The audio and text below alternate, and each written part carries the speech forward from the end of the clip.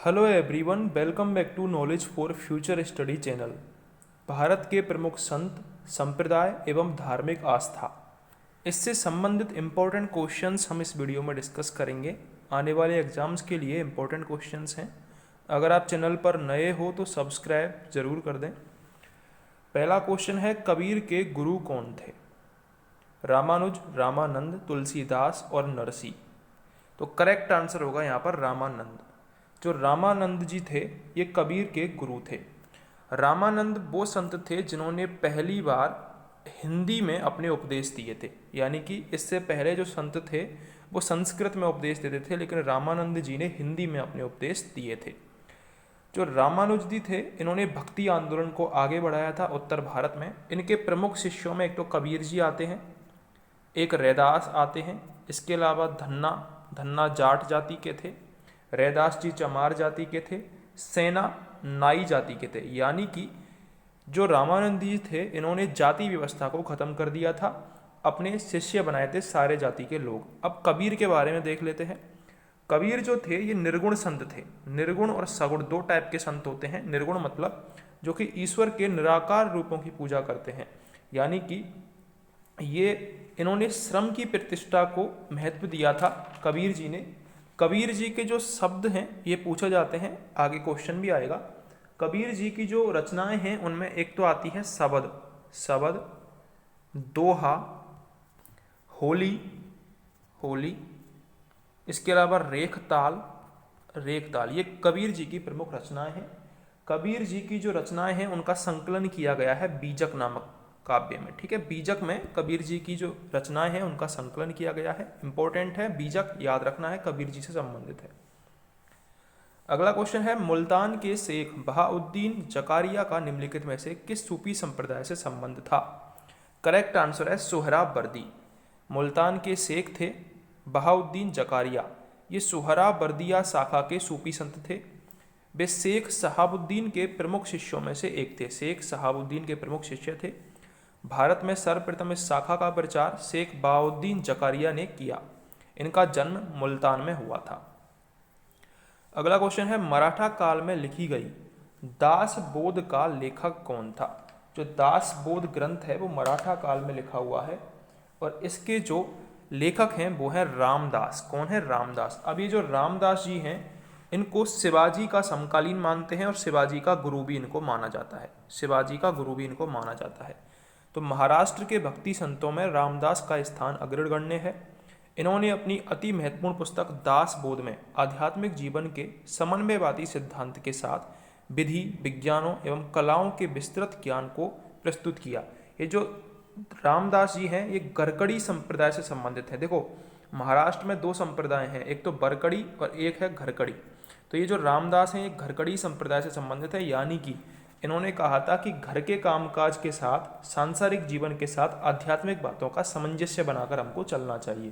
तो ये शिवाजी के गुरु भी कहे जाते हैं रामदास, और इनका प्रसिद्ध ग्रंथ है दासबोध। अगला क्वेश्चन है, आदि ग्रंथ का संकलन किया गया। जो आदि ग्रंथ का संकलन है वो गुरु अर्जुन देव के काल में किया गया था। आदि ग्रंथ का संकलन, थर्ड ऑप्शन यहाँ पर करेक्ट होगा। किस वैष्णव संत का जन्म वाराणसी में हुआ था? तो वाराणसी में वल्लभाचार्य जी का जन्म हुआ था। किनका? वल्लभाचार्य जी का जो जन्म है वो वाराणसी में हुआ था। ये एक तेलंग ब्राह्मण परिवार से थे। किससे थे? तेलंग ब्राह्मण परिवार से थे। इनके जो पिता हैं लक्ष्मण भट्ट, ये तेलंगाना से अपने परिवार के साथ काशी की तीर्थ यात्रा पर आए थे। इनके पिता का नाम क्या है? लक्ष्मण भट्ट। ठीक है, ये जो वल्लभाचार्य जी थे ये एक गुरु थे विष्णु स्वामी। इनके गुरु का नाम था विष्णु स्वामी। वल्लभाचार्य जी का गुरु का नाम था विष्णु स्वामी। अब जो विष्णु स्वामी जी थे इनका जो संप्रदाय का नाम है वो है रुद्र संप्रदाय। विष्णु स्वामी जी के संप्रदाय का नाम है रुद्र संप्रदाय। उससे ये प्रभावित थे। इन्होंने कृष्ण मार्गी शाखा का प्रचार किया। इन्होंने पुष्टि मार्ग संप्रदाय की रचना करी, पुष्टि मार्ग। और इन्होंने एक जो ग्रंथ है इनका वो है पूर्व मीमांसा। वल्लभाचार्य जी का एक ग्रंथ है पूर्व मीमांसा, इसकी भी रचना की थी। पूर्व मीमांसा और उत्तर मीमांसा। इसके अलावा वल्लभाचार्य जी ने अणुभाष्य भी लिखा था। क्या लिखा था? अणुभाष्य। ठीक है, तो इतना आपको वल्लभाचार्य जी के बारे में पता होना चाहिए। अगला क्वेश्चन है शेख निजामुद्दीन औलिया किस सूफी संप्रदाय से संबंधित थे? तो चिश्ती संप्रदाय से संबंधित थे शेख निजामुद्दीन औलिया। बाबा फरीद के शिष्यों में सबसे लोकप्रिय, महान एवं सर्वोत्तम शेख निजामुद्दीन औलिया थे, जिनके नेतृत्व में चिश्तिया सिलसिला अपने चरम शिखर पर पहुंचा था। संतों में से किसे उसके अनुयायी विष्णु का अवतार मानते थे? तो जो चैतन्य हैं उनको लोग विष्णु का अवतार मानते थे। चैतन्य महाप्रभु को ही गौरांग महाप्रभु भी कहा जाता है, गौरांग महाप्रभु भी इन्हें कहा जाता है। बंगाल से जुड़े हुए थे ये। इनके शिष्य थे एक हरिदास, जो कि मूलतः मुसलमान थे, इसलिए इनको हिंदू मुस्लिम एकता का प्रतीक भी माना जाता है। इन्होंने कृष्ण की उपासना की थी, कृष्ण का अवतार इन्हें मानते हैं, विष्णु का अवतार इन्हें माना जाता है। इनके जो गुरु थे चैतन्य के, वो थे ईश्वरपुरी चैतन्य के गुरु थे। अगला क्वेश्चन है बीजक किसके वचनों का संग्रह है? जब हम पहला क्वेश्चन डिस्कस कर रहे थे तब मैंने बताया था कि कबीर के जो रचनाएं हैं उनमें शबद, दोहा, होली, रेखवाल आती हैं। इसके अलावा कबीर की रचनाओं को बीजक के रूप में संकलित किया गया है, जो कि कबीर के दोहों का संकलन है। शेख सलीम चिश्ती की समाधि कहाँ पर है? तो शेख सलीम चिश्ती की दरगाह फतेहपुर सीकरी में है, फतेहपुर सीकरी। चैतन्य ने भक्ति आंदोलन में जो विशिष्टता जोड़ी वह कौन सी थी? तो चैतन्य ने भक्ति आंदोलन में कीर्तन नामक विशिष्टता जोड़ी थी। ये भगवान श्री कृष्ण के अनन्य उपासक थे। यह विश्वास था इनका कि मनुष्य प्रेम, भक्ति, नृत्य एवं संगीत के द्वारा ईश्वर में लीन हो सकता है। अगला क्वेश्चन है किस सूफी संत ने यौगिक क्रिया को अपनाया और सिद्ध कहलाया? तो वो थे निजामुद्दीन औलिया। बाबा फरीद और निजामुद्दीन औलिया का योगियों से संपर्क रहा था और शेख निजामुद्दीन ने योगियों की साधना पद्धति को मुक्त मन से स्वीकार किया था। पुष्टि मार्ग के दर्शन का प्रारंभ किसने किया? तो बल्लवाचार्य जी ने पुष्टि मार्ग और अणुभाष्य, पूर्व मीमांसा जैसे ग्रंथ लिखे थे और पुष्टि मार्ग का इन्होंने स्थापना की थी। अगला क्वेश्चन है सूफी में तुर्कल्लाह की उपाधि किसे दी गई थी?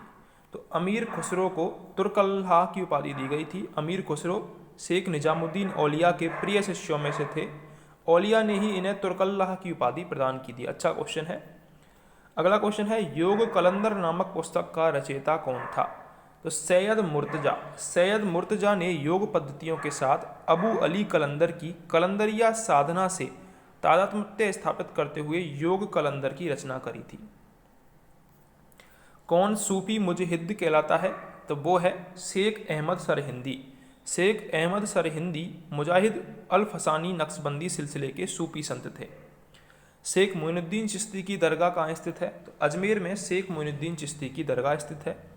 श्री संप्रदाय के आचार्य कौन थे? तो रामानुज श्री संप्रदाय के आचार्य थे। इंपॉर्टेंट क्वेश्चन है। इन्होंने विशिष्ट द्वैतवाद के नाम से विख्यात किया था अपना मत। जो रामानुज थे उन्होंने विशिष्ट द्वैतवाद के नाम से अपना मत स्थापित किया था। पहले भक्ति संत जिन्होंने अपने सिद्धांतों के प्रचार में हिंदी का प्रयोग किया था। जब हम पहला क्वेश्चन डिस्कस कर रहे थे तब मैंने बताया था कि जो रामानंद जी थे इनके प्रमुख शिष्य हैं कबीर, रैदास, धन्ना और सेना। रामानंद जी ने पहली बार हिंदी भाषा का प्रयोग किया था। ये प्रथम वैष्णव संत थे। निर्गुण संत मत का प्रथम प्रतिपादक कौन था? तो कबीर निर्गुण संत मत के प्रथम प्रतिपादक थे। उनके राम से तात्पर्य निर्गुण ब्रह्म से है। उन्होंने निर्गुण ब्रह्म की प्राप्ति के लिए अनंतर भक्ति को महत्वपूर्ण बताया है। तुलसीदास ने रामचरितमानस की रचना किस भाषा में की थी? तो अवधी भाषा में तुलसीदास ने रामचरितमानस की स्थापना की थी। भक्ति आंदोलन का प्रादुर्भाव कहाँ हुआ था? दक्षिण भारत में भक्ति आंदोलन का प्रादुर्भाव हुआ था।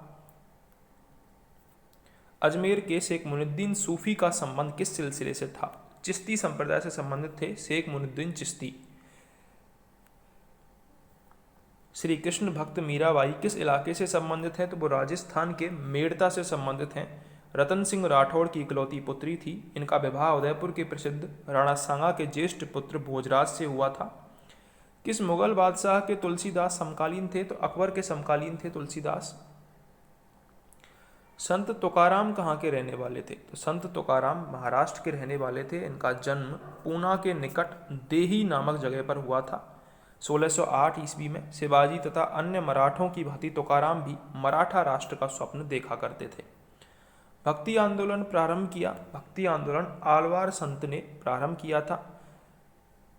अगला क्वेश्चन है, रामानुज जिस तत्व की आराधना में विश्वास करते थे वो था सगुण ब्रह्म। शंकर के विपरीत जो शंकराचार्य जी थे वो अद्वैतवाद में विश्वास करते थे। रामानुज ने सगुण ब्रह्म की अवधारणा पर बल दिया था।